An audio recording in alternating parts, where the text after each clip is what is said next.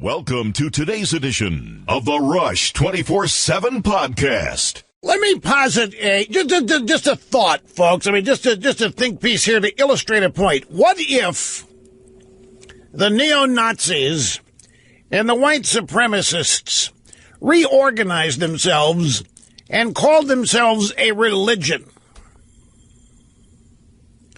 What would the left's reaction to them be?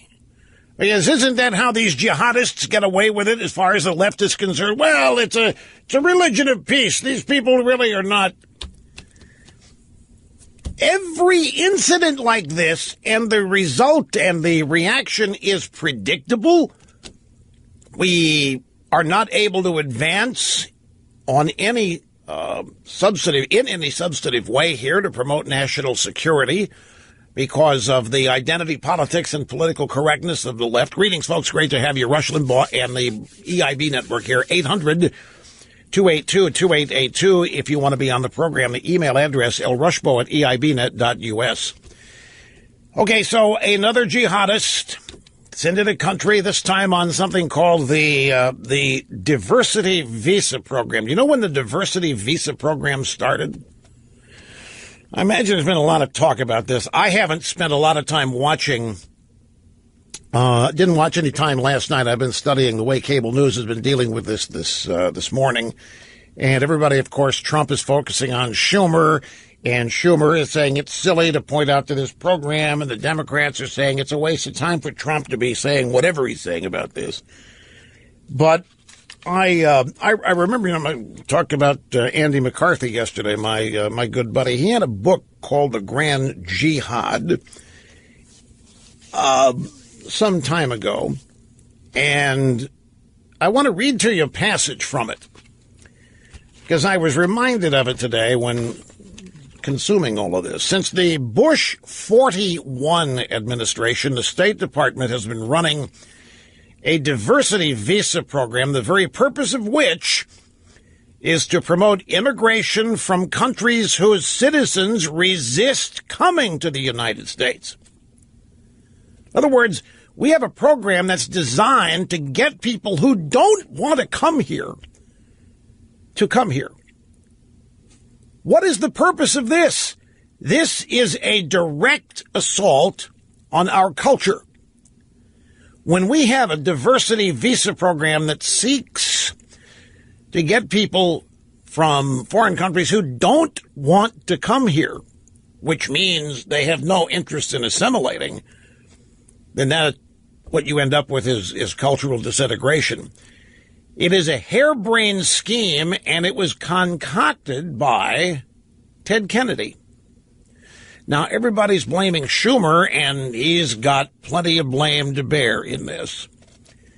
But the idea was Ted Kennedy's because of the Irish. The Irish were purportedly underrepresented in our gorgeous mosaic of a country. So now fully 1/3 of the annual diversity visa lottery winners, and that's exactly what it is. It's a lottery, now come from Islamic countries, which means that the program has become a disproportionately important immigration vehicle for Muslims. Now, one of the areas of focus so far, where people talk about the Trump travel ban and how Trump could say, see, I told you so, and all these judges have shut it down, but this is exactly the kind of extreme vetting that I've been talking about. Trump could say that if he wants, and he's not much of a see, I told you so guy. Joking. But we're vetting for the wrong thing here, folks. If we're vetting for ISIS, if we're vetting for Islamic jihadists, if we're vetting for all of these things, that's the symptom of what's wrong. That's not getting to the problem. If we're going to be serious, and so far it doesn't appear that we are, none of this makes any sense. This program doesn't make any sense. Immigration policy vis-a-vis radical Islam doesn't make any sense whatsoever. And so to talk about it in a rational way feels, frankly, a little stupid because the immigration policies that we have regarding militant Islam are themselves deficient. What we need to be vetting for is Sharia law supremacists. It is Sharia law supremacy that produces ISIS, or that creates ISIS or Al-Qaeda, or any of the other terror organizations that are linked to radical Islam. And that's what needs to be screened. That's what needs to be vetted. If you simply try to vet somebody that's got sympathies or ties to ISIS, I mean, it's effective in one way, but it doesn't get anywhere near the root of the problem. So, thanks to the diversity visa program, and remember, since the Bush 41, I mean, we're going all the way back here to 1990, folks. Why did we start guilt tripping about this in 1990? Well, that's what all of this sounds like to me, just a gigantic American guilt trip among denizens of the swamp. I mean, I can understand people in the State Department having a guilt trip. State Department's comprised of people who think the United States is the problem in the world. But here's the bottom line. Thanks to programs like this, another 1 million or so Muslims reside in the United States. It's impossible to say for sure what the precise number is because Homeland Security keeps track only of immigrant entries to the U.S., not whether these aliens have or whether they leave or once here adhere to their stated purpose. Once they get in, basically the monitoring stops. Now, these aliens are not American Muslims. This is the key. This is the thing that must be understood. They are legal and illegal immigrants whose loyalty is to some other country, or more realistically, to the notion of worldwide Islamic community. Remember now, the purpose of the program is to reach out to people in foreign countries who don't want to come here and try to entice them to come here. For what reason? And, of course, when you see the word diversity in front of anything, and you know the left is behind it, whether it's Schumer, whether it's Kennedy, and it's both. But the idea that diversity is defined by religion, skin color, sexual orientation, sexual choice, all this sort of stuff, is a dead giveaway as to the thinking and the motivation behind the creation of such policies. But just the name of this program, the Diversity Visa Program, it's I don't know. It's almost like we have a death wish. Now, the passage that I cite here in McCarthy's book, The Grand Jihad, was written about 10 years ago. And it has become only clearer in those 10 years that the jihadists are only the tip of the spear. We're dealing with an ideological enemy whose aim, and they're quite upfront about it, they do not deny this. It is us, it is we, who refuse to hear it. Their objective is to supplant Western culture. Now, come on, Rush, we had a guy here who went nuts and he drove a car through 8 people, killed them. This is not mass terror. It's not the point. The point is, where does the guy get his beliefs? Where does the guy get his ideas? Why is he mad? Why does he want to do this to one person, 8 people, 20? Why? That's what we're up against. And they can happen at any time because the people are here, and we're not vetting for these kinds of people. We are purposely avoiding trying to find out whether or not the people we're allowing into the country have any kind of supremacist notion of Islam or Sharia law. But this is a problem in and of itself because so many people in our own government, the State Department, the Pentagon, any number of places, do not believe what Sharia adherents say. They discount it. They think it's an insignificant minority of Muslims. It's nothing to get worried about. Our greater problem, they think, is showing that we intend no harm, that we understand, that we are tolerant and understanding, and that we are not bigots and racists and yada, yada, yada. But the undeniable claim that they make is the overthrow of Western culture. And by the way, they're not the only ones that are focused on that. There's an entire percentage of the American left which is devoted to overthrowing Western civilization and Western culture, and not just here, but in the social democracies of Western Europe. And if we're not going to take steps to identify these people and prevent them entry, then these kinds of things are going to continue to happen, and they're going to get worse. And the people that enter, this guy, I don't know how old he was, but he probably got here as a relatively young person, and they are arriving as young people, and they come and they get radicalized or whatever. The chain migration aspects then kick in, and before we know it, we're dealing with many more people than we've actually allowed in. And if we're not vetting to find and learn and discover their ideology, then we're missing them. Even if we do identify them as ISIS sympathizers or Al-Qaeda sympathizers, that's just a symptom. That's just the visible characteristics of what it is that's actually motivating and animating these people. And again, they are very open about it.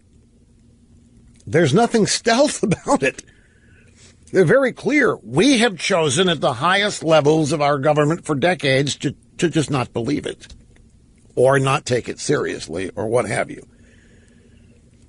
These violent attacks, like the one that happened in New York yesterday, cannot happen, at least not with regularity, unless there is a support system for guys like this.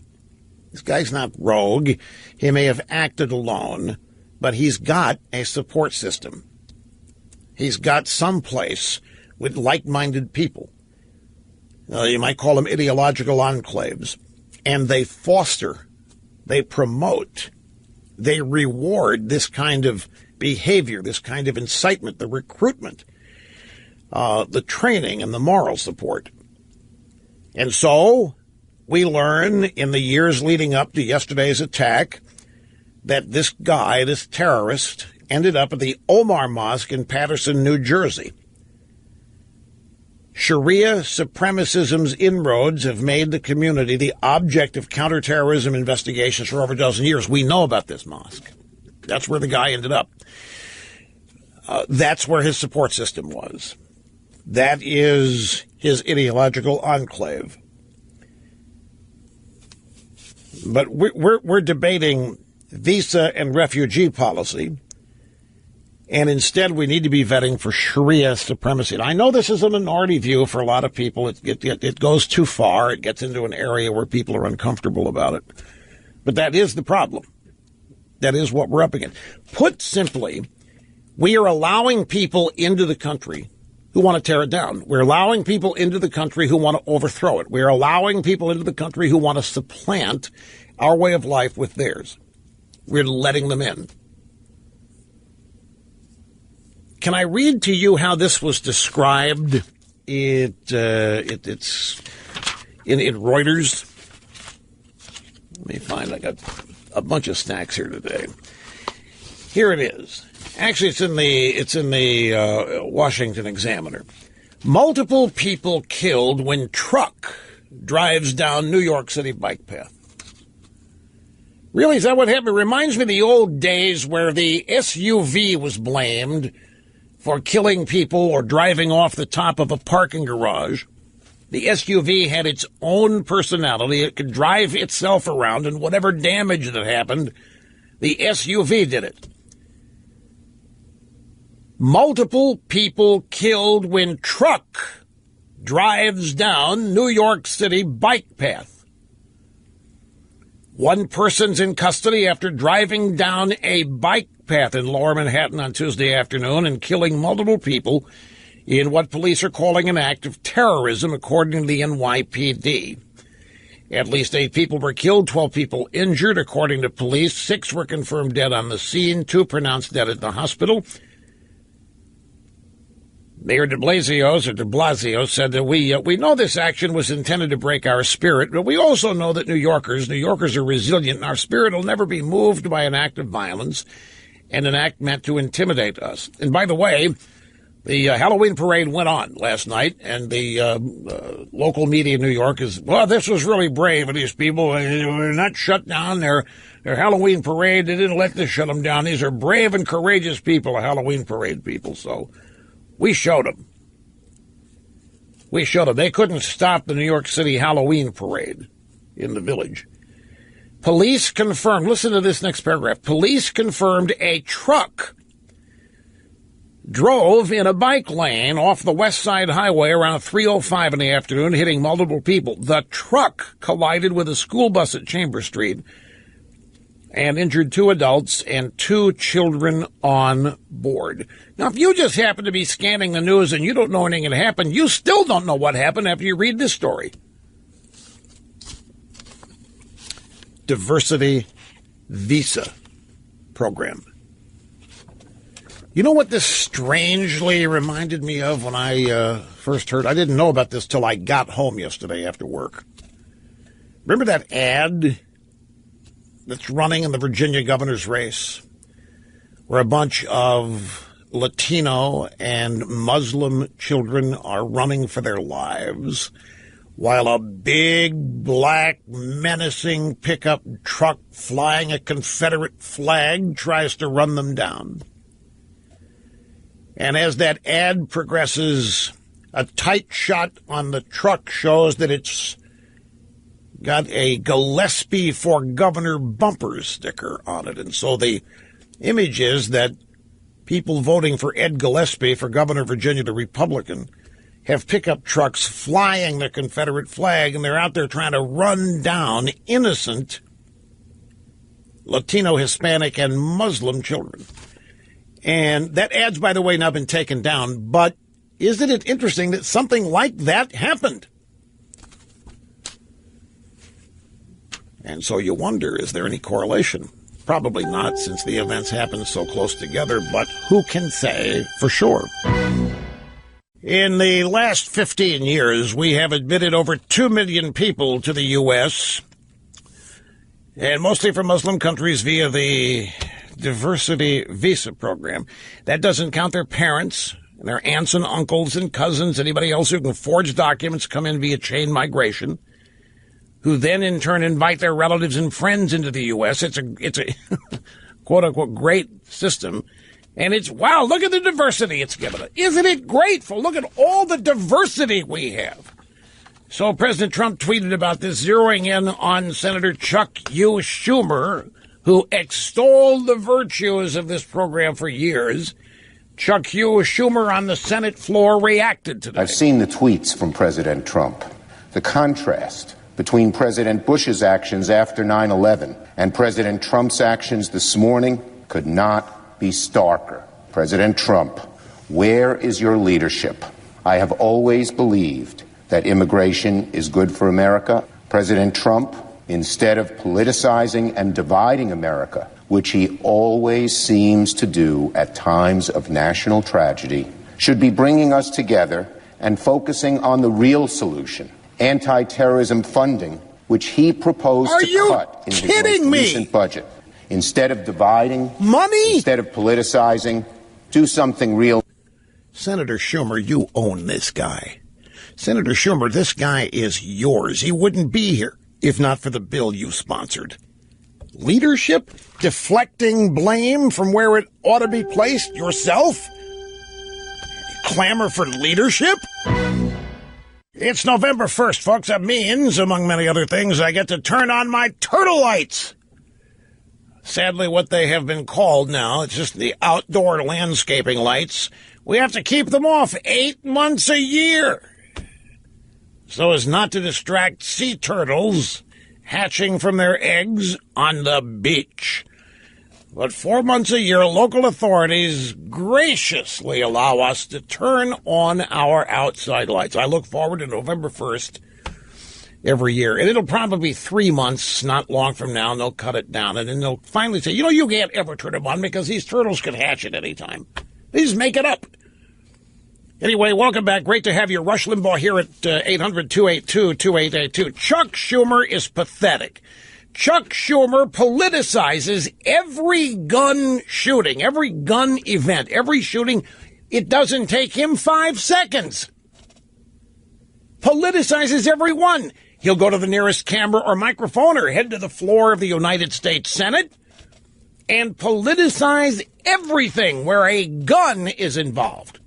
And now he's upset, righteously indignant, that Donald Trump has the temerity to remind everybody that this guy and millions others potentially like him are in this country because of legislation Chuck Schumer energetically and thoroughly supported. The diversity visa lottery. Who are we trying to impress? Who are we trying to assuage our guilt with? I mean, one thing if this program was initiated after 9/11, but it goes back to 1990. This goes back to George H.W. Bush, Bush 41. I think what's going on, by the way, I just watched during the break here, we were rolling on it, so we'll have excerpts. Trump just unloaded on this whole program and how stupid it is and how there have been efforts underway to change it. He's met resistance and opposition. He pledged to continue to get rid of it, and he called out the people who are in support of it. And what he said is exactly why he was elected president, exactly why the bond that exists between Trump and his supporters will not be broken. So Trump accurately points at Chuck Schumer and everybody else who had anything to do with this cockamamie program. And there's Schumer running around like he's profoundly offended. Why, how dare you politicize this? From the guy who, again, politicizes every hurricane, every gun crime, every mass shooting that he can find to politicize, he does it. And he politicizes always by blaming Republicans, conservatives, you name it. Don't even wait for the facts. Don't even wait for any evidence. It's just a knee-jerk reaction. Andrew Cuomo, Schumer's not used to being called out like this. The left is not used to being called out. They get to politicize whatever they want, and the media picks it up and runs with it, or the media gives them orders and shows them how to do it, and then Chuck Schumer comes out and does it. I still think the media is running the show. But in this case, it doesn't really matter.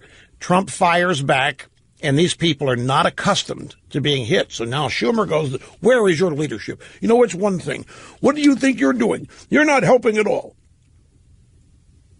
Your actions could not be starker between the way George W. Bush handled post 9/11 and the way you're handling this. I've always believed immigration's good for America, said Chuck U.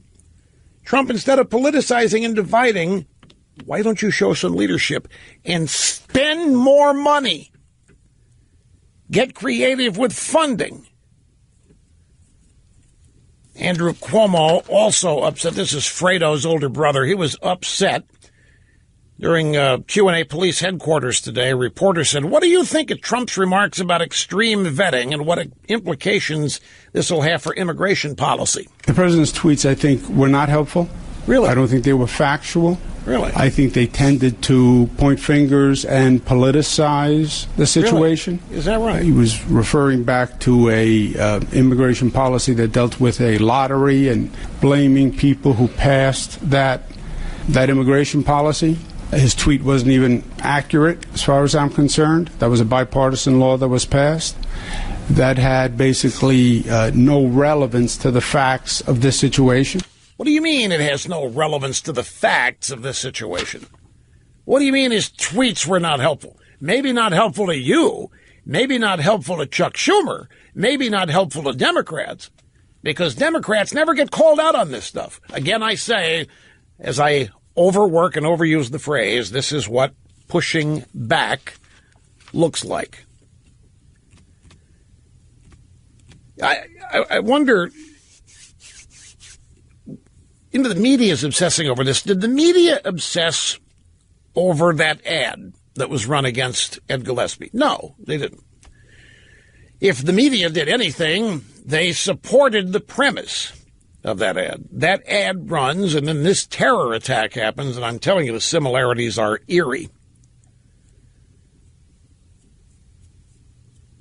But it's one more event in a series of events. These are the kinds of things that keep Americans unsettled.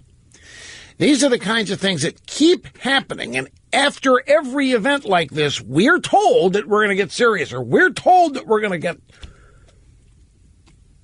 this fixed. And it never gets fixed because we never focus on the real problem. And every time something like this happens, the first reaction of the Democrat Party is to politicize it to their advantage, which is exactly what we are watching happen right now. I want to start on the phones early in this hour. Well, here, tell me which line up there you think would be best to start with based on comments so far. But here, I want to give you a summary of some headlines here. CNN reporter declines to share physical description of suspect in New York attack. CNN reporter Shimon Prokupich told viewers Tuesday he would not share the description of the suspect believed to be responsible. CNN reporter described the scene as the driver striking people from behind and then running into a school bus. Police know who he is, the reporter said. They've got descriptions. I'm not going to share that at this moment. Why not? So here's another CNN reporter not willing to assist law enforcement. Why might that be? This is not hard to guess.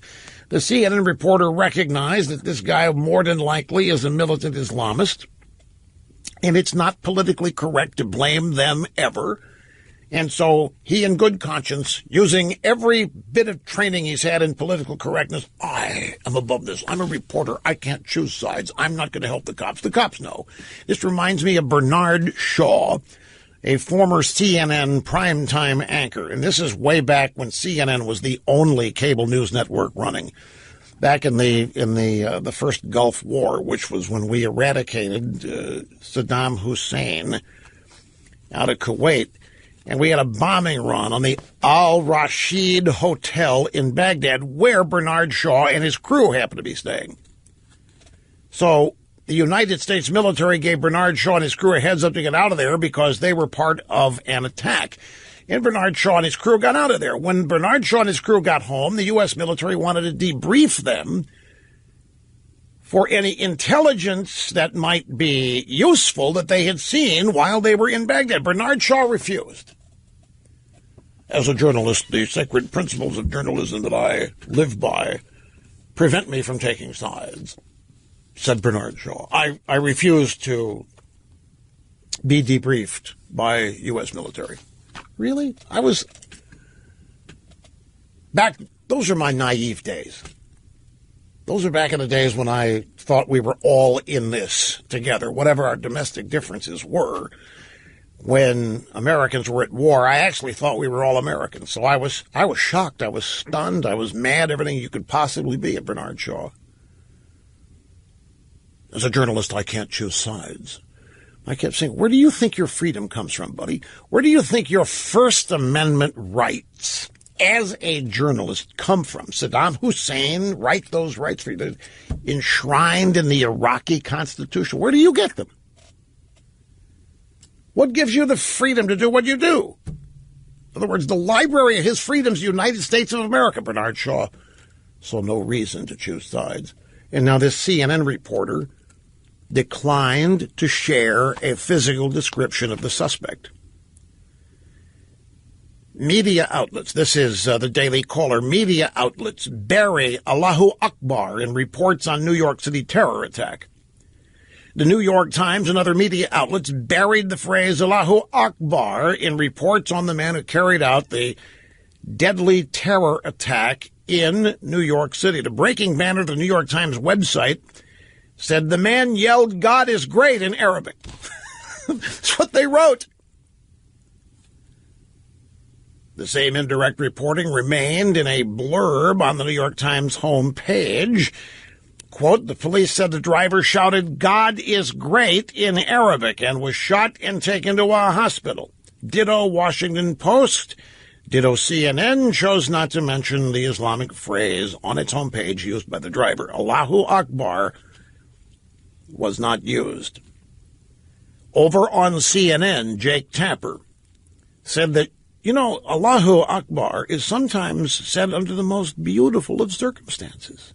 And too often we hear it being said in moments like this. Well, that reminds me of Obama. One of the most beautiful sounds ever is the call to morning prayer in Islam. Okay, fine and dandy. So here's Jake Tapper. Allahu Akbar, we all too often hear it said during terror attacks, but sometimes it's said under the most beautiful of circumstances. What is this? What can possibly explain the left's sympathetic alliance with a terrorist? What can explain this, folks? What can explain a CNN reporter choosing not to help police apprehend the perp? What can explain an unwillingness of the media to correctly and properly identify what the perp actually said at the moment of attack? Why are so many on the left, and particularly in the United States, drive-by media so sympathetic to people who commit these terror attacks? Well, there's an answer, of course. I asked the question somewhat rhetorically. I have to take a break now. We'll be back, and we'll take potluck on the phones. We're going to open our diversity phone lines when we get back and see what's there. Don't go away. No, if we were going to really do a diversity caller program, it would involve Snerdley calling people that don't want to appear on this program and allowing them to. That's if we were going to really replicate the diversity visa program. The diversity visa program is an outreach to people that don't want to come to the United States, and where we try to get them, we try to persuade them it's cool, it's good, it's okay to come on in.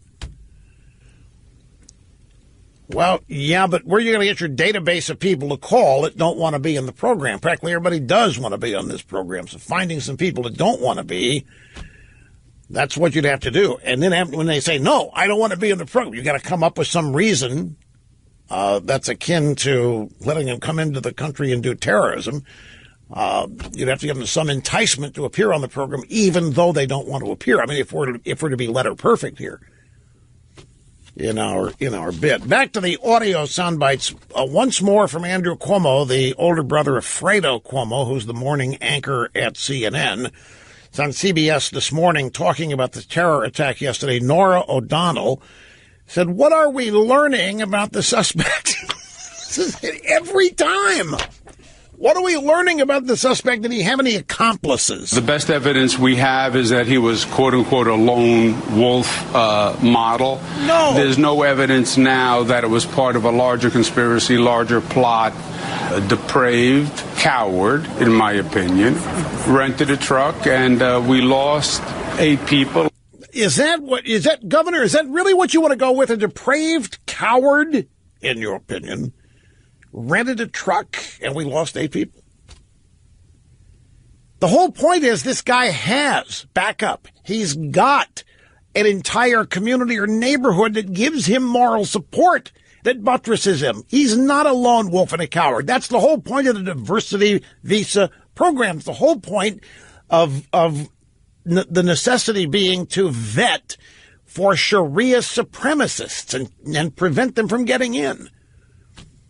He's got a network of people who think exactly like he does, who inspire him, motivate him, encourage him. He's exactly not a lone wolf. That's the whole point. He may have been the only guy in the commission of this crime, but he's not alone, and he's not rogue. That's what they want you to believe so that you don't think you're in danger. It's a one-off. These things... By the way, have you heard a variation of, hey, this is what living in a free society is today. This is one of the sacrifices we must make. Have you heard that going around? I have. It's exactly how the leftists deal with this. Well, you want freedom? You don't want us running everything about your life? This is what you're going to have to pay for. This is how you pay for a guy like Trump. This is how you pay for freedom. You're going to have to sacrifice now and then. There are going to be randomly 8 people dead now and then. Nothing we can do about it. Cowards can rent trucks. Nicholas Kristof of the New York Times last night with Don Lemon, who did not cry in this particular bite. Now, this little chit-chat here about the event. It's just incredibly complicated, and there is no silver bullet. If anything, it's more like silver buckshot. We can do more with intelligence. We can do more with trying to limit the access people have to weapons, including trucks. The New York City Police Department has an outstanding counterterrorism operation, and indeed, they've tried very hard to prevent truck rental organizations from renting to people who might blow things up, but you can't get perfect compliance. Because when you think about Oklahoma City, right, that was a Ryder truck, correct? I think that's right. Are you kidding? These guys are talking about the truck now. This truck was a Home Depot truck. So why don't you go get Arthur Blank and put him in jail? He owns the Falcon, started Home Depot, along with Ken Langone, another rich Republican. Go after those 2 guys for starting Home Depot. Did you believe this is Nicholas Kristof? We have to limit the access people have to weapons, including trucks. Truck control. Unbelievable. Nowhere near even identifying, much less getting to the root of the problem. Are we serious? We want to now profile Muslims who rent trucks, who have a 7-day waiting period. You realize that would be more controversial than refusing to bake a cake for a gay wedding. Somebody actually came up with that idea, even though the media is proposing it here. And it is time for more from the most dangerous man in America. And that would be me, the Mr. Big of the vast right-wing conspiracy. Rush Limbaugh, America's anchorman behind the golden EIB microphone. Telephone number if you want to join us, and we are going to get to your calls El Quico. Number is 800-282-2882. The email address lrushbo@eibnet.us. Look, it wasn't just Chuck U. Schumer that who was instrumental in the diversity visa lottery program. Remember, folks, this is an outreach program. We invite these people in. These are people not trying to get into the country. In large part, these are people who do not want to come to America. We're reaching out to them. The program goes back to 1990. And it wasn't just Chuck U. Schumer. Senator Kennedy was instrumental in this. And one of the reasons or pieces of logic he used to justify it is how unfairly the Irish were treated. Back in the late 1800s, early 1900s, when they were highly discriminated against and were not permitted to enter the country even during the potato famine in Ireland. And so it's an outreach program. And you could even describe this terrorist as a visa lottery winner. Breitbart describes him as one of Schumer's visa lottery winners, an immigrant from Uzbekistan or neighboring Kyrgyzstan, got his green card in 2010, reportedly the driver killed 8 New Yorkers.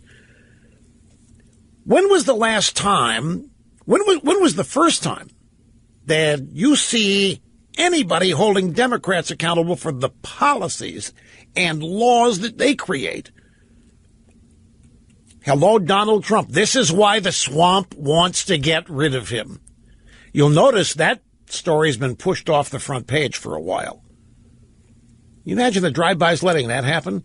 They must really be worried about this to push the Mueller indictments off the front page.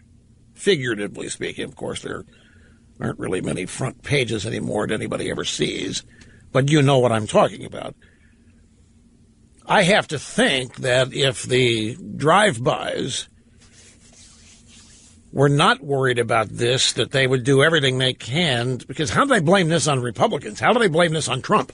Trump is the guy who has actively been taking steps to try to stop this.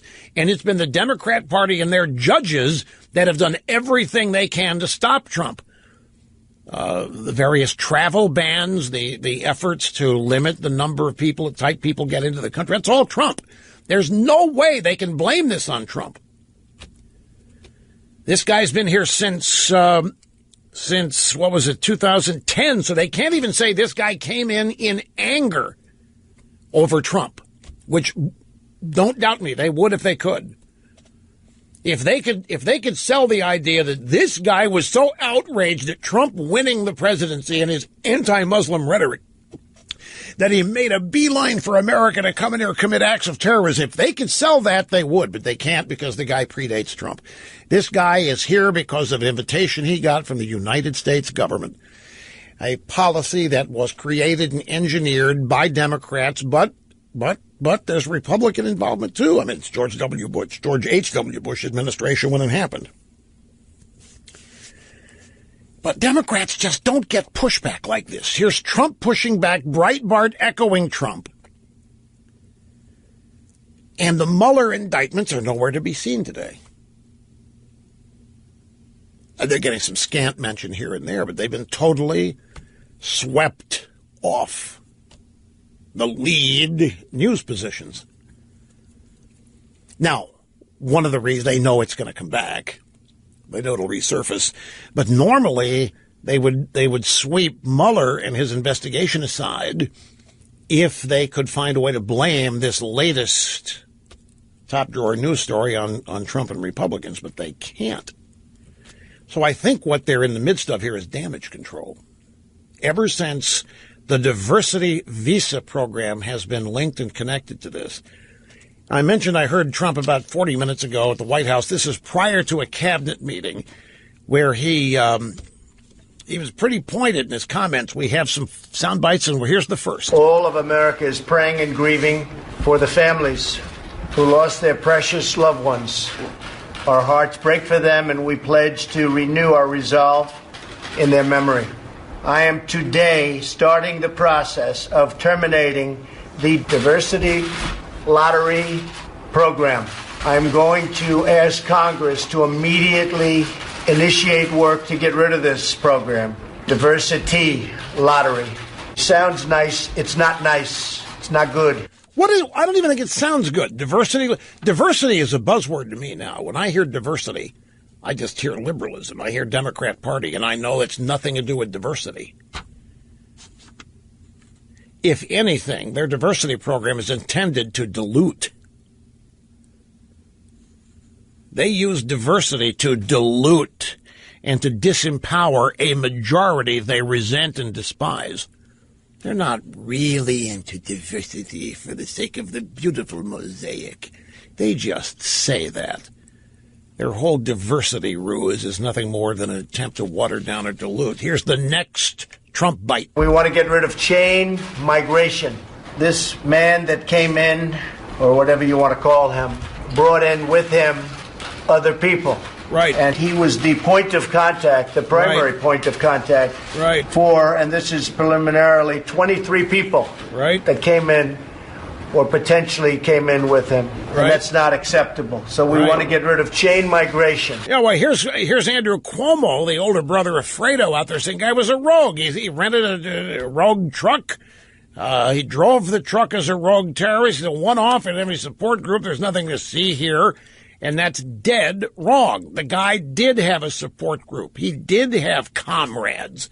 He did have people encouraging him and motivating him. It was at that mosque. Well, this is precisely why vetting for Sharia supremacy is really, or has to be, should become the objective, not just, do you like ISIS? You're connected to ISIS. What do you think of ISIS? What about Al-Qaeda? What about the Muslim Brotherhood? Those questions don't get anywhere near the root. We're just identifying symptoms. Now Trump unloads and blames the Democrats that this is something they're totally unaccustomed to, not comfortable with. There are bills already about ending chain migration, and we have a lot of good bills in there. We're being stopped by Democrats because they're obstructionists. We have to get much smarter, and we have to get much less politically correct. We're so politically correct that we're afraid to do anything. And that's not only our country, that's other countries too. We also have to come up with punishment that's far quicker and far greater than the punishment these animals are getting right now. They'll go through court for years. Whoa. At the end, there'll be who knows what happens. We need quick justice, and we need strong justice, much quicker and much stronger than we have right now. Because what we have right now is a joke, and it's a laughingstock. And no wonder so much of this stuff takes place. CNN is reporting that the FBI, the NYPD, are questioning the suspect at the hospital. You know, these moments always give me a little pause, because I don't think these terrorists are idiots. This guy's been here a long time. He's been here since 2010, so it's enough for this guy to get the lay of the land. I mean, it's clear for people like this. They know that what they have to do to make the media their ally, for example. And as you've heard and will hear more of, the media did everything it could to not properly identify this guy for people. The media went out of its way. One CNN reporter refused to offer a description for law enforcement. The New York Times and the Washington Post refused to put his actual words at the time of the attack in their news reports. Allahu Akbar. Said they reported that the suspect said, God is great. I find it fascinating, the media and the left, when these people cite their God, when militant Islamist terrorists cite their God, hey, it's a religion. We got to be very, very careful. They're very respectful of this God.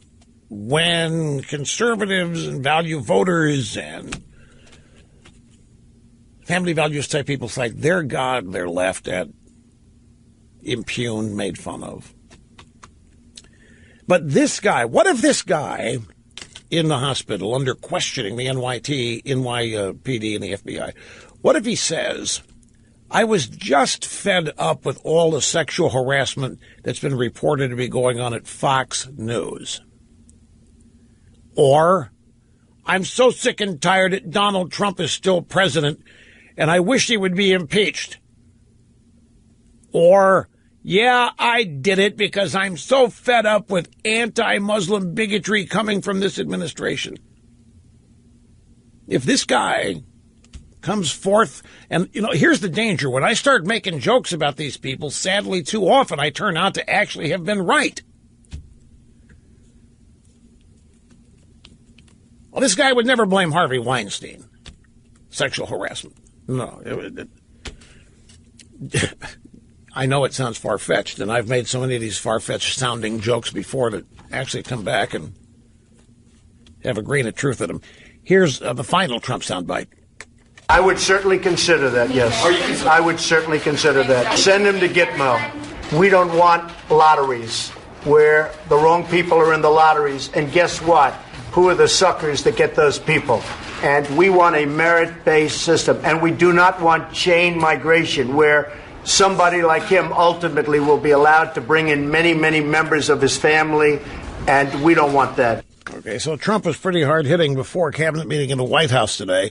Now, moving back to other sound bites, the mayor of New York, when he decides to go to work, Mayor de Blasio was on CNN today with Fredo Cuomo talking about this.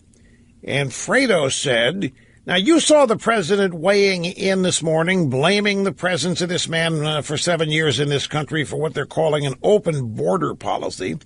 There's blame here. This is about Muslims. This is about Democrats like you letting them in too easily. How do you respond to that charge, Mayor? The last thing the president or anyone else should do is politicize this tragedy. The last thing we should do is start casting aspersions on whole races of people or whole religions or whole nations. That only makes the situation worse. Anyone who wants to come to this country should be very thoroughly vetted as an individual. The minute you start generalizing it, especially to a whole religion, then unfortunately we're sending the exact negative message that the terrorists want to affirm that this nation is somehow anti-Muslim. There you go. One cliche after another from the uber-liberal mayor of New York. The last thing we should do is start casting aspersions on whole races. Nobody's doing that. The last thing we should do is politicize this. Oh, no, we can't. You people politicize literally everything, and you don't wait 5 seconds for. The left is on defense here. The left, the Democrat Party, they're all on the defense now. And you can tell when they start spouting, we can't start indicting whole races of people. We need to affirm that this nation is not anti-Muslim. Trump shouldn't be doing any of this that he's doing. He's just recruiting for terrorists. It's one cliche after another. Skip number 7. We move forward to soundbite number 8. We have here a montage. Every time this happens, we go through a charade.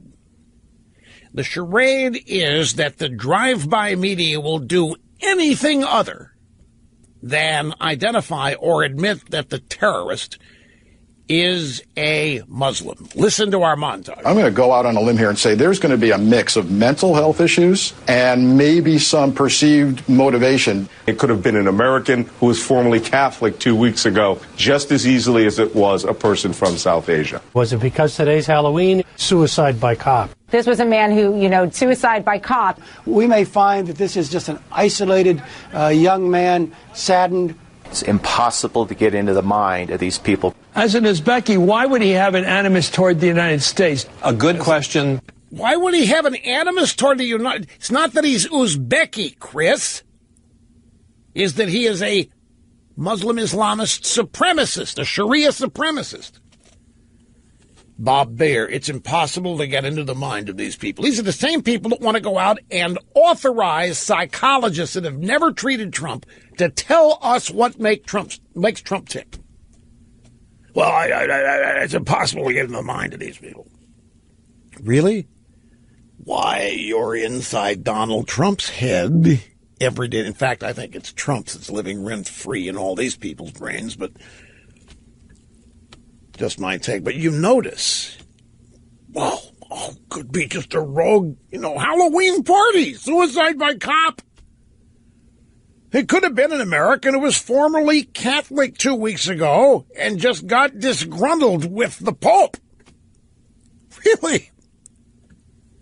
You see the lengths to which these people will stretch themselves.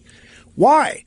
Why are members of the American media and the Democrat Party sympathetic to individuals who kill Americans in cold blood for the purposes of overthrowing American civilization? Why are the Democrats and the media sympathetic to these people?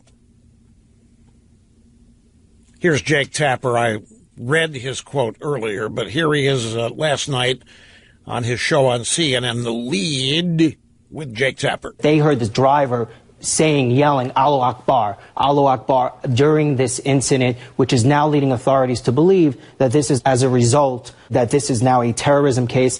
The Arabic chant, Allah Akbar, God is great, sometimes said under the most beautiful of circumstances, and too often we hear of it being said in moments like this. Wait, Jake, what was it? The Arabic chant, Allah Akbar, God is great, sometimes under the most beautiful circumstances, and too often we hear of it being said.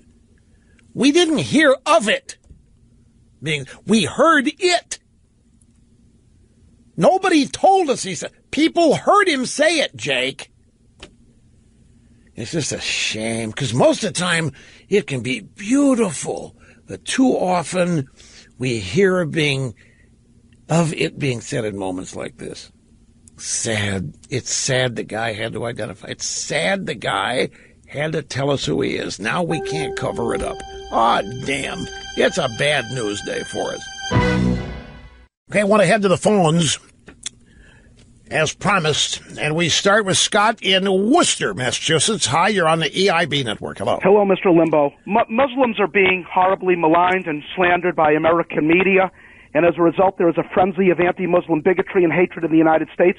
The Muslims do not pose a major threat to the United States. On the contrary, the real threat to the United States comes from international Jewry. The Jews control Wall Street, the Federal Reserve, the media, Hollywood, and American foreign policy. Thirdly, how did this get past you? Well, let me read. What does it say that they were being horribly maligned by these psychopaths? Can't you see it that way? Oh, well, he told you what he really wanted to say, but he didn't. He didn't go into the Jew. Didn't do the Jew bashing. You know, what's his name out there? Scott. Scott, let me tell you something. If you've stopped speaking right now, just I saw something yesterday, the Drudge Report, and I didn't click the link, so I don't know the details. But it's either now or very soon the Muslim population in America will outnumber the Jewish population in America. It's either has happened or it's on the way to happening. But to deal with what he said, nobody here is indicting all of Islam or Muslims. This is, folks, it's a large swath, I'll have to admit. The belief in the supremacy of Sharia law is where this is all centered. That's where all the vetting should be aimed. That's the threat.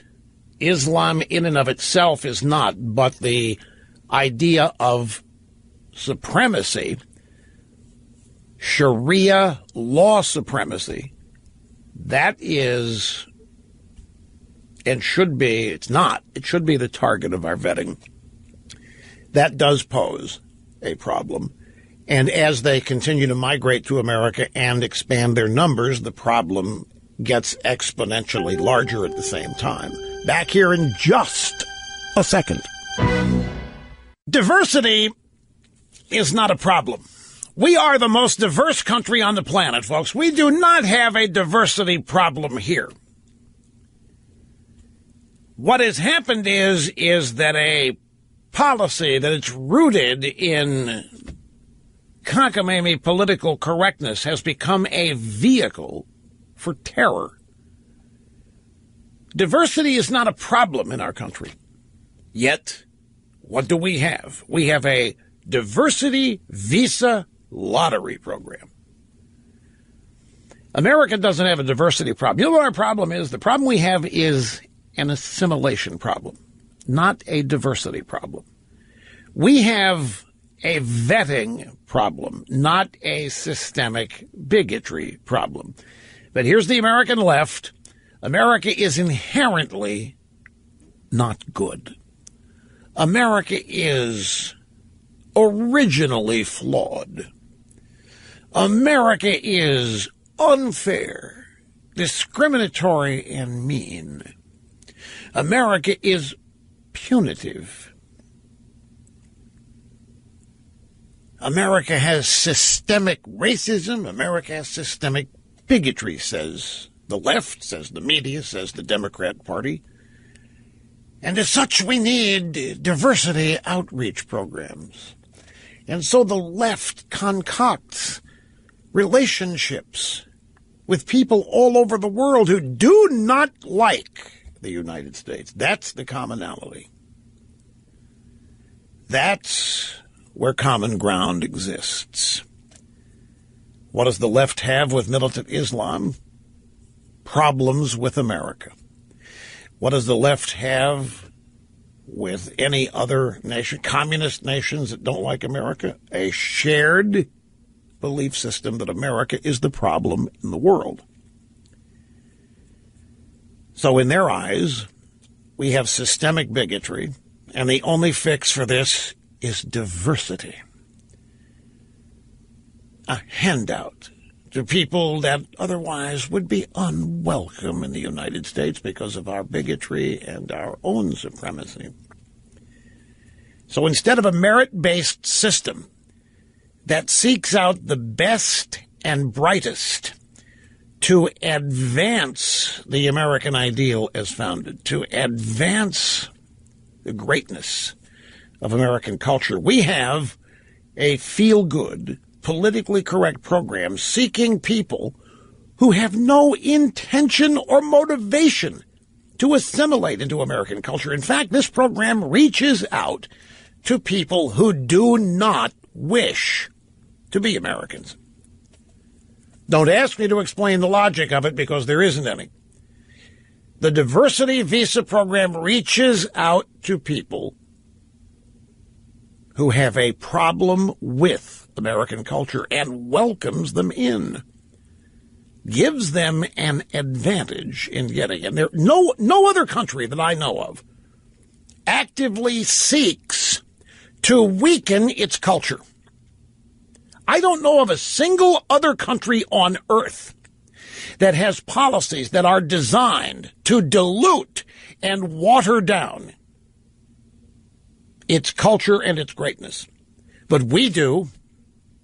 And these policies and beliefs are found in the foundations of the American left and the Democrat Party and now the American media.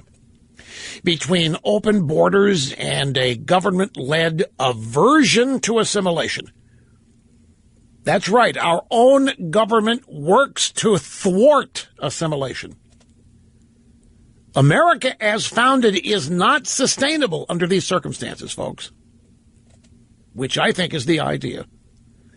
America as founded is not sustainable.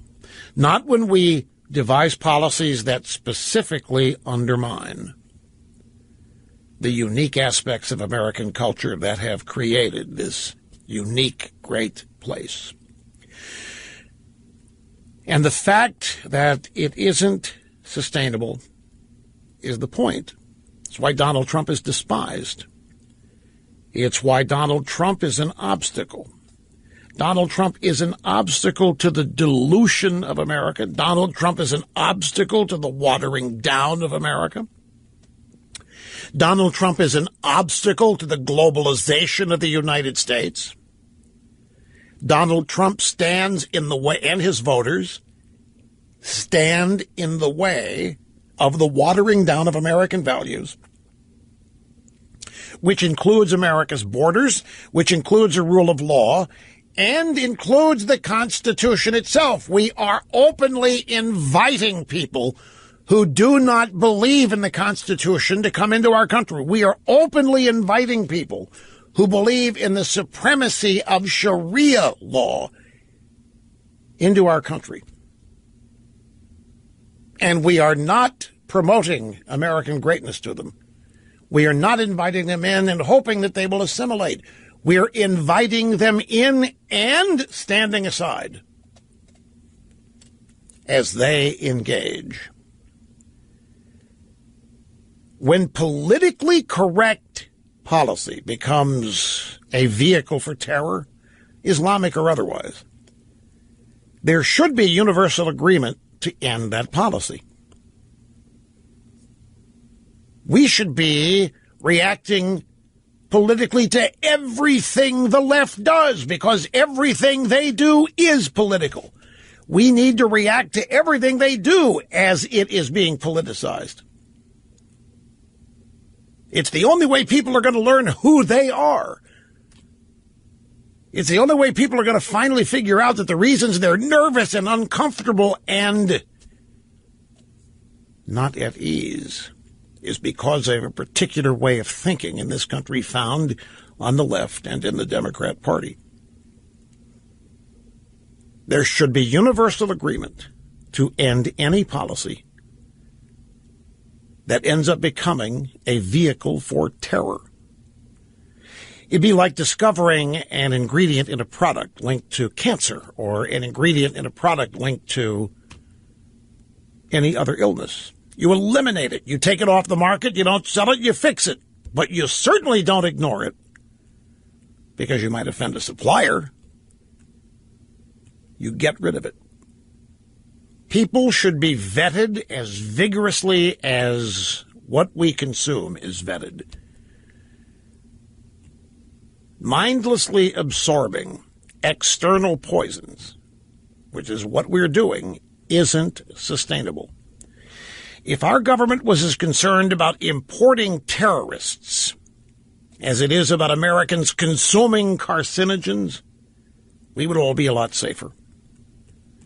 But all of this is another reason why Donald Trump was elected.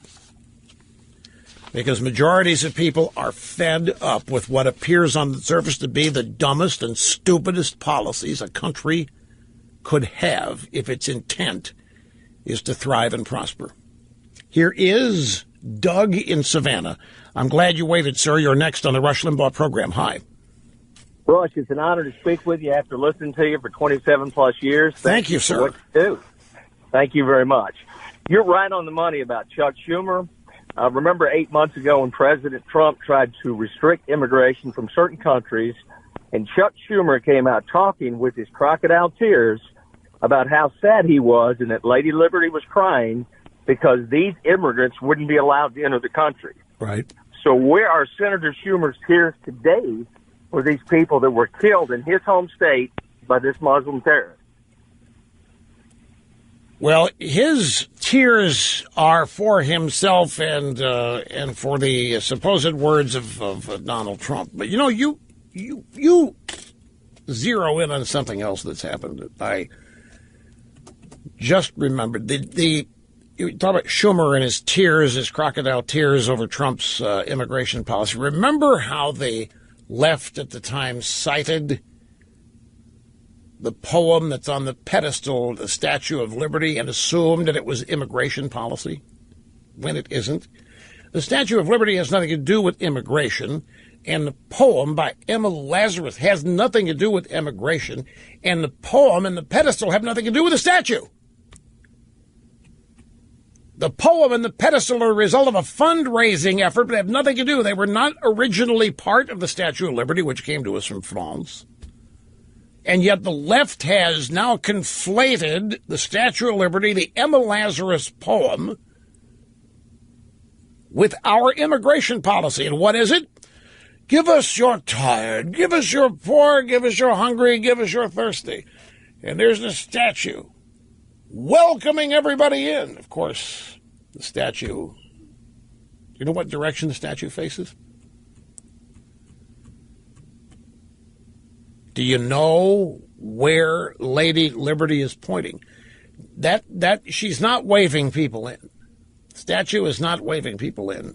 But that's how it's been appropriated, and that's what Chuck Schumer was doing that day with his. I think she's pointing to the Manhattan Bridge, but at the city. Anyway, I take a break here. I'm a little up against it on time.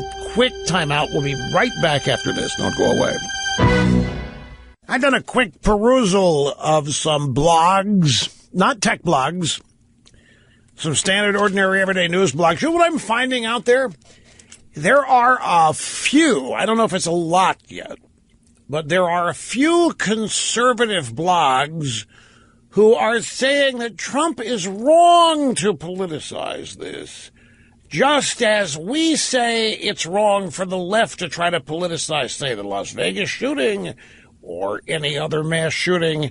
When we say it is wrong for the left to start blaming conservatism for that, these people are saying it is wrong for us to start politicizing the diversity, blah, blah program.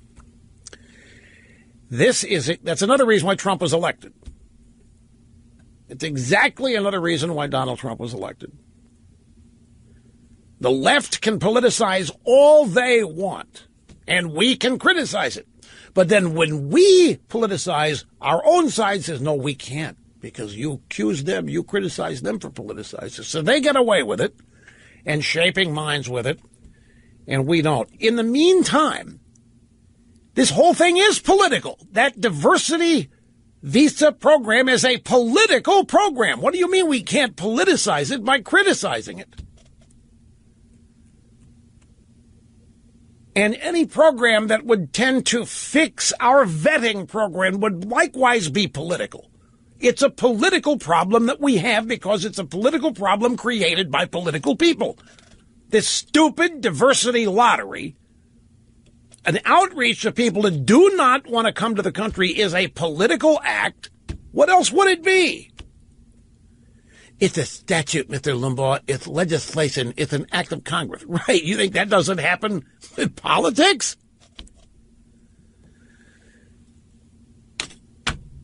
So I got some people on our side who want to tie both hands behind our backs. These are they're conservative never-Trumpers. Some of them are never-Trumpers.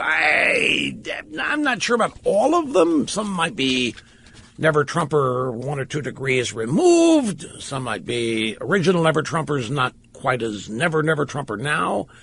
But no, the never-Trumpers are not embarrassed. They're hanging in together. The never-Trumpers, they are themselves a bunch of supremacists. I should say superiorists. Anyway, back to the phones. Southampton, this is Bill. Great to have you on the EIB network. Hello. Hi, Rush. My question is about present-day polls that involve Trump and his approval ratings. And I've been thinking about it. It just seems that how close can they be to being valid when 40% of Americans really hate the guy and aren't going to let go of the last election? And it seems to me that they'll always be negative when any question arises with regard to him, which to me would kind of invalidate or call into question the sampling on any of these polls, since the feelings are so strong on both sides. Your thoughts? Well, I am so glad that you got through and asked that question, because I ran into something, a little blurb last night that the average, ordinary, everyday host would not have even registered. But to me, I saw this and I said, whoa, wait a minute. So what did you just say? You just said that 40% of the American people hate Trump no matter what. That's what you think? Yes. Has that been documented, or is that just an approximation that you're trying to come up with? It's an approximation, and I think I'm conservative on that, based on the last election, based on the number of Democrats and liberals in our country. Okay. So let's stick with your number. 40% of participating, i.e. voting Americans, hate Trump and are never going to give him a positive approval, right? So you're saying any sample that includes a number of those people is, by definition, unbalanced, right? Yeah, exactly what you said yesterday, when in past elections, presidents have been given the benefit of the doubt no matter which party got elected. That's not true today. Oh, yeah, that's absolutely right. In the past, after a party lost, they at least tried to figure out what they did wrong and try to reach out to the people that didn't vote for them. And this time, there's none of that. Well, here's what I ran into. This is a little poll that the Cato Foundation published. They're a libertarian think tank. Now, follow me on this. Not very complicated here at all. It's a poll that either they did or that they are publishing. 71% of Americans say political correctness has silenced discussions society needs to have. 58% have political views they are afraid to share. What does that tell you? That tells me that the polls are meaningless. If 58% of the American people have views they are afraid to share, it means we got 58% of people who like Trump, support Trump, or who are Republicans and are scared to death to say that to a pollster or to a journalist or what have you.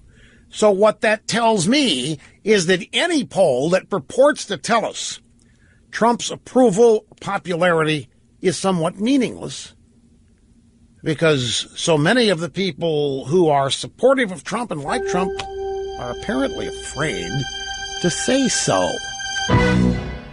I'm gonna pretend to be a never Trumper one day for a few minutes, just see if I can do it. Just to see if I can do it.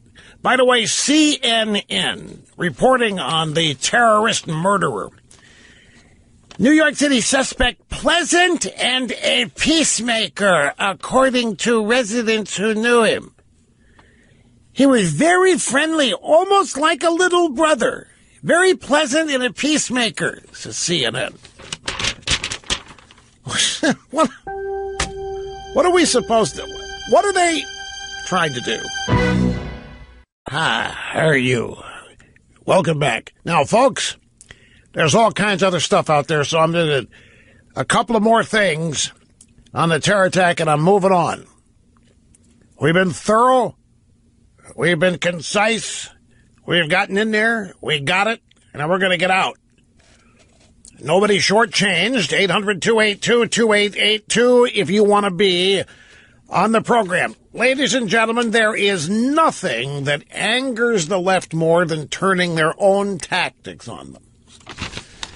I have evidence. I have evidence that nothing angers these people more than turning their own tactics on them. We have CNN's Wolf Blitzer this afternoon. David Gregory, former host of Meet the Depressed.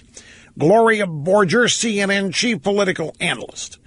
They're on there with Wolf Blitzer. And listen to this. He's going on, and he's specifically blaming the Democrats. They don't want to do, Gloria, what's right for our country. That's what he just said. First of all, in the days after the Las Vegas attack, if you will recall. Exactly 1 month ago. Right. The White House said it was too soon. Can't talk about any legislative response. You can't talk about politics. You can't get politics into this.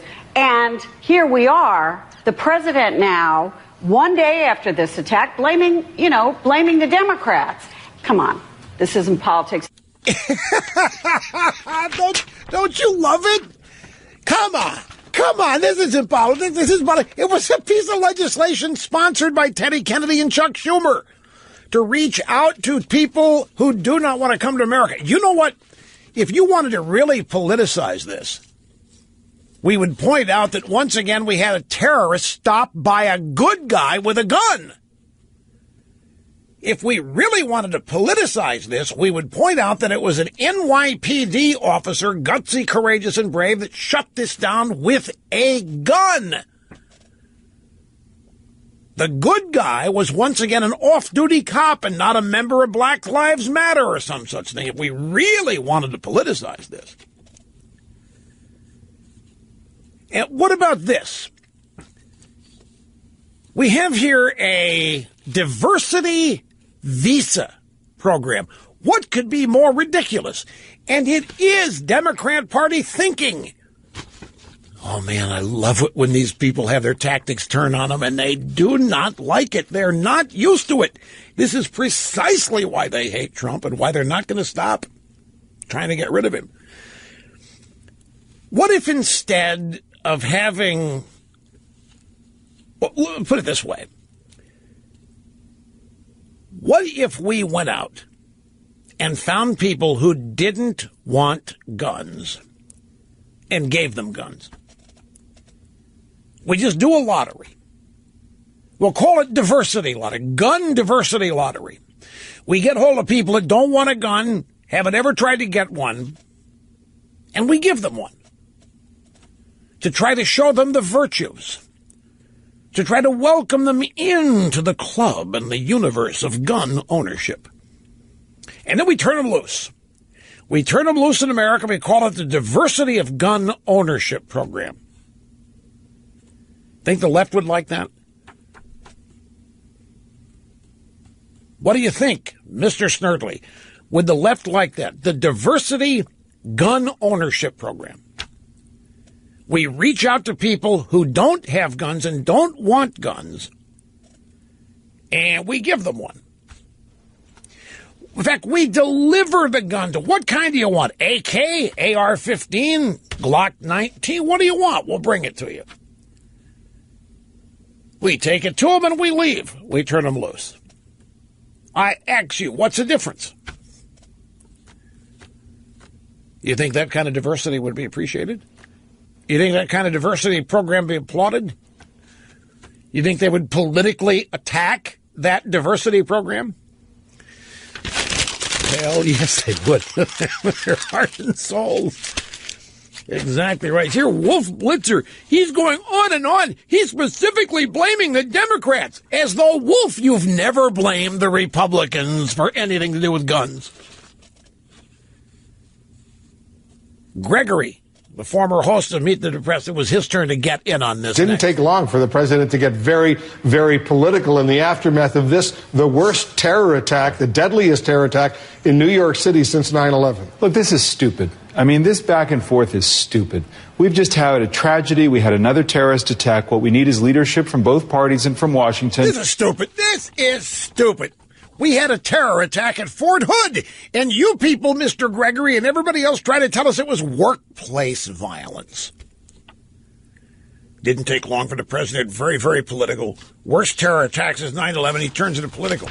You guys politicized 9/11 after 2 weeks. Stuck pigs. They're acting like stuck pigs. But now, ladies and gentlemen, time to move on. Because there's just too much other stuff out there, and I'm not going to have it all swept aside. I think there was a bombshell yesterday in testimony up on Capitol Hill. I think, and this is so far underneath the radar, let me tell you what happened. Facebook and Twitter were called to testify before congressional committees. They sent their top lawyers. Remember, Congress, the Democrats, is very, very worried that the Russians used Facebook and Twitter to plant ads that persuaded Americans to vote for Trump, and that the Russians were behind this. The Russians got all over Twitter, and the Russians got all over Facebook, and the Russians were using Google, and all of these ads, and they convinced people that Trump was great. And they want to get to the bottom of how the Russians sabotaged social media. So they called these tech companies, and the tech companies sent their lawyers up there. And do you know what the lawyers said? Top lawyers from Facebook and Twitter said yesterday that Russian-linked posts and advertisements that were placed on Facebook and Twitter after Election Day sought to sow doubt about Trump's victory.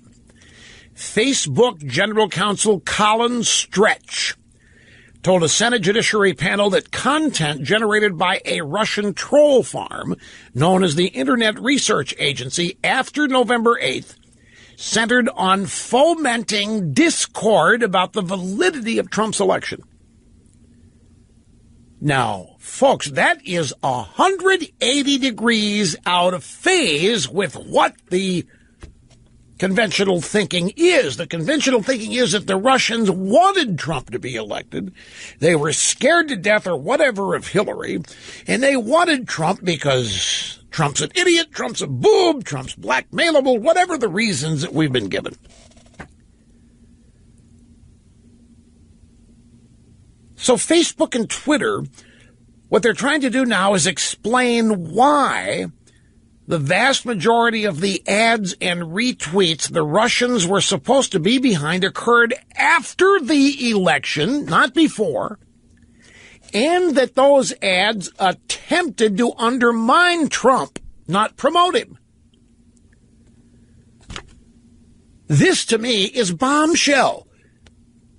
And it's under the radar. Nobody's reporting it or talking about. It doesn't further the Trump colluded with Russia narrative, number one. Number two, it's the exact opposite of what these senators wanted on the Democrat side to hear.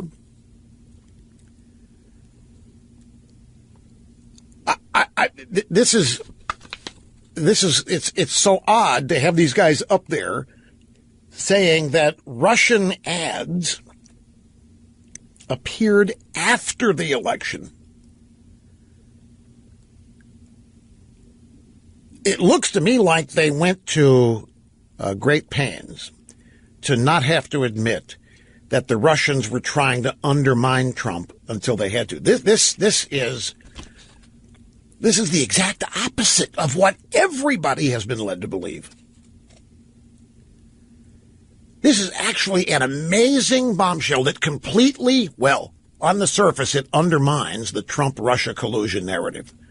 And I'm telling you, it is going to be ignored. It's published in the Politico, but you don't see any Politico guests. You don't see these political writers on TV today talking about this testimony. Top lawyers from Facebook and Twitter said that Russia-linked posts and advertisements placed on social media after Election Day sought to undermine Trump and to sow doubt about his victory. Now, what have they been telling us? They've been telling us that the Russians colluded with Trump and vice versa to screw Hillary, to rig the election for Trump. And now these lawyers show up there and say, no. All of the efforts were to undermine Trump after the election. Somebody needs to call Robert Mueller. Somebody needs to call somebody. Somebody needs to call James Comey. Somebody needs to call James Clapper. Somebody needs to call John Brennan, CIA. Say, well, you hear what these lawyers, this is under oath testimony. So let's file this away. I'm going to put it over here in the remnant stack.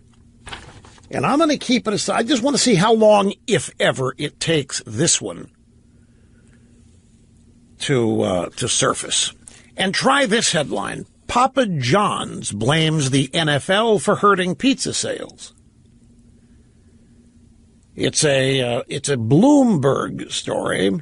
Papa John's International Incorporated founder John Schnatter is going after NFL Commissioner Roger Goodell, saying weak handling of the league's national anthem controversy has hammered sales of Papa John's pizza. Schnatter said that the NFL has hurt us by not resolving the current debacle. The players' and owners' satisfaction. NFL leadership has hurt Papa John's shareholders. Papa John's shares fell the most in 8 months on Wednesday after third quarter same-store sales missed analysts' estimates. Papa John's is headquartered in Louisville, by the way. And Bloomberg points out that Schnatter is a Trump donor. Papa John's has been the NFL's leading official pizza sponsor since 2010. Schnatter, who founded the company in 1984, donated to Trump's campaign and has railed against government regulations. Schnatter said, and this is on the earnings call, by the way, where he made these statements, this should have been nipped in the bud a year and a half ago when Kaepernick first stood up, or sat down, as it were. Like many sponsors, Papa John said, we're in touch with the NFL. Once the issue is resolved, we're optimistic the NFL's best years are ahead. Now, that was from Bloomberg. Let me get the time on this. 11:12 a.m. Same day, different story, Bleacher Report, headline, Papa John's pulls NFL-associated ads citing negative consumer sentiment. Pizza chain Papa John's announced Wednesday that it's pulling its advertising associated with the NFL, according to ESPN's Darren Rovell. Per Jonathan Mays of Nation's Restaurant News, it's a trade publication.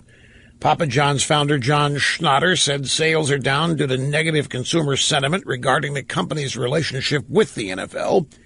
And Schnatter said that the NFL is an example of poor leadership. Papa John's sales are down 6%. And Papa John, they are the official pizza sponsor. Papa John's, like a commercial out there with Peyton Manning. In fact, I think the deal, Peyton Manning got some franchise stores, maybe as many as 50. Have you seen that, Brian? Is that number 8? It's a lot of them. Papa John's deeply rooted in the NFL since it has a deal with the league and 23 individual teams. Former Indianapolis Colts, Denver Broncos quarterback Peyton Manning is a Papa John's franchisee who also appears in commercials for the company. In exchange for pulling current ads, Schnatter said the NFL has given Papa John's additional future spots moving forward. Folks, this is not insignificant. I mean, this is the result of ratings, TV ratings on the downside. I mean, if you've spent any time watching the NFL, you know Schnatter is in the commercials. Papa John himself is in the commercial. He loves it. He loves associating with the NFL. He's in the commercials with Peyton Manning. I mean, he is Papa John, and he's personalized the advertising campaign with the NFL. And for him to be saying these kinds of things to pull out of it, I mean, this is obviously his major advertisement investment. And it obviously is in deep, deep doo-doo. And to go public criticizing NFL officials, the commissioner by name, this does not bode well for a healthy future relationship. How many of you know who Gary Sinise is? Gary Sinise is an actor. He was Lieutenant Dan in Forrest Gump. He was in Apollo 13. He has been named the Grand Marshal of the Rose Bowl Parade on January 1st. This year's theme is Making a Difference. Sinise was cited for being a humanitarian and donating time and cash to veterans. In a statement, Tournament of Roses President Lance Tibbett said that Gary's humanitarian work with our defenders, veterans, fire responders, first responders, their families over the years embodies our theme of making a difference to the fullest. However, Gary Sinise is said to be a founder of the famous group of Hollywood conservatives called Friends of Abe. Friends of Abe had Donald Trump out to address the group at one time, which makes Friends of Abe hated and despised by the Hollywood left. And they hated Friends of Abe even before. Friends of Abe had to have secret meetings. Friends of Abe have had many speakers come in, and they do it on the down low so as not to attract the Hollywood left showing up, causing problems and so forth. At any rate, since Sinise is said to be a founder, there are all kinds of people trying to stop him from being the Grand Marshal of the Rose Parade. Maria Teresa Borden of the pro-immigrant group in Indivisible Highland Park said, "This is not a good look for the city of Pasadena. This is a region understood to be friendly to immigrants for centuries." John Vigna, Communications Director, California Democrat Party, noted President's been in hot water with some supporters of the very veterans targeted by Sinise's philanthropy. Trump reportedly told the widow, and it goes on and lie about what Trump said to the... Anyway, they're mounting an effort to deny Gary Sinise the opportunity to be the Grand Marshal of the 129th Rose Parade simply because he is supposedly a conservative. Oh, by the way, folks, the tech media is livid at Apple. It is the funniest thing. I have details coming up. I want to get back to the phones. We go to York, Pennsylvania. Dave, you're next. I'm glad you called, sir. Yes, sir. Thank you for taking my call, Mr. Limbaugh. You bet. Hey, I want to send out my adulations for your modulations to the EIB nation, sir. Thank you, sir. I appreciate that. Yes. You had mentioned earlier about them saying it's the truck now all of a sudden. And until they label it what it actually is, it's going to divide us. I have a CDL license, and they keep coming up with new laws that have nothing to do with the solution to the problem. I had to present a birth certificate just to change my address on my driver's license because I have a CDL license.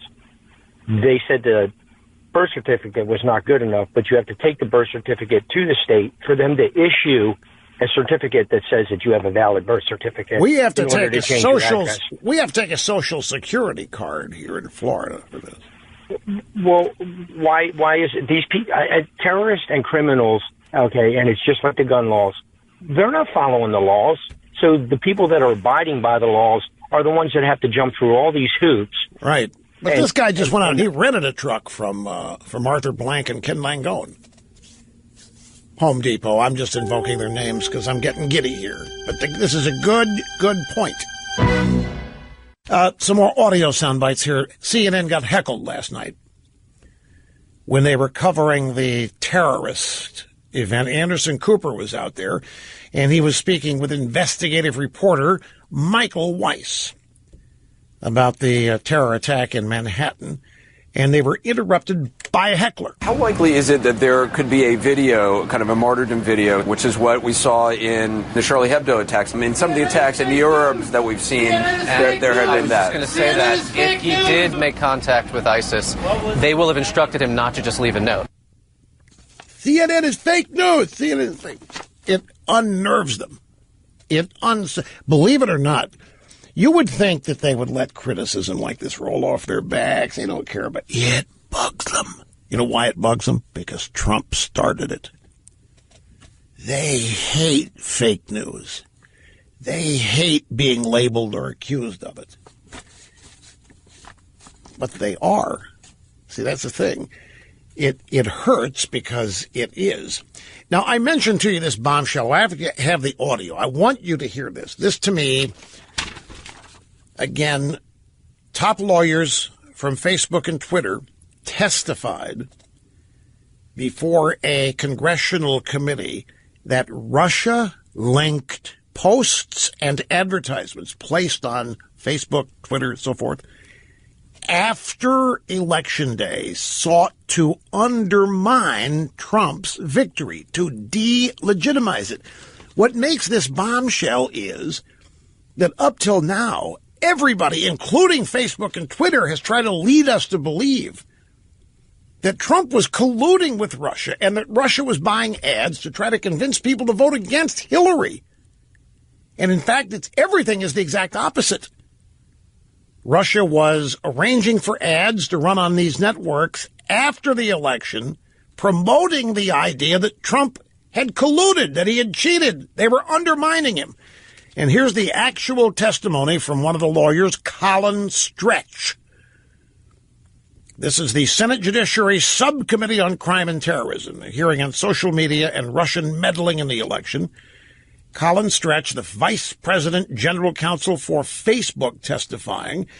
Lindsey Graham with the question, did you find activity by foreign actors after the election? What happened after the election? Following the election, the activity we've seen really continued in the sense that if you view the activity as a whole, we saw this concerted effort to sow division and discord. In the wake of the election and now President Trump's election, we saw a lot of activity directed at fomenting discord about the validity of his election. Wait a minute. How in the world can that be? We have a special counsel ostensibly trying to find evidence that Trump colluded with Russia to win the election, to steal it from Hillary Clinton. We have the deep state. We have the news media. We have everybody in the swamp running around trying to find evidence that the Russians colluded with Trump because they wanted Trump to win. And now here comes the Facebook lawyer. And the guy's, no. The stuff after the election, they're trying to undermine him, man. Oh, no, they were running ads all over our network and others, and they were trying to sow doubt about his victory. Why are we just now hearing this? I mean, literally goes against the grain of every premise associated with this story. And one more, it's Charlie Rose on PBS last night. His guest is Philip Rucker, who is the chief White House correspondent for the Washington Post. And they're talking about Mueller's investigation into Russian meddling. And they had this little back and forth. The general consensus is, and correct me if I'm wrong, so far, no one has seen hard evidence of collusion. That's right. There's a lot of smoke, but there does not appear, as far as we know publicly, to be any direct evidence of conclusion. But that's not to say it doesn't exist. That's not to say Mueller hasn't found something that we just don't know about. What's the biggest question about this for you right now? Frankly, it's what Mueller knows and what does he have, and if there is any harder evidence of collusion. See, I told you, they are so invested in this. They're so invested in this hoax. They are so convinced that Trump colluded. They've believed it for a year. It's in their bloodstream. It's in the DNA. So Mueller announces his indictments, and he shows his cards on what he has on Manafort and the other guy. And there's nothing. And what's this guy's reaction? Well, frankly, my biggest hope is that Mueller knows. and does have evidence, is withholding it, harder evidence of collusion. It doesn't exist yet. It's not to say it doesn't exist, but we haven't seen it yet. It's not to say Mueller hasn't found something, but we don't know about it, but we really hope he's got it. He just hasn't shown us yet. Sounds like a kid on Christmas morning has opened everything and is convinced the parents have still hidden what he really wanted, and hounds them for the rest of the day to tell him where it is. There's another, I'll tell you, these guys are dropping like flies. The sexual harassment charges. Now another liberal Democrat media type has been named, Michael Oreskes, who's been at the New York Times. He's been at NPR. He's been accused of sexual harassment by two women. So that's Leon Wieseltier, Mark Halperin, Harvey Weinstein, Michael Oreskes. I mean, and they're just dropping like flies here. Dustin Hoffman has now been named. Dan.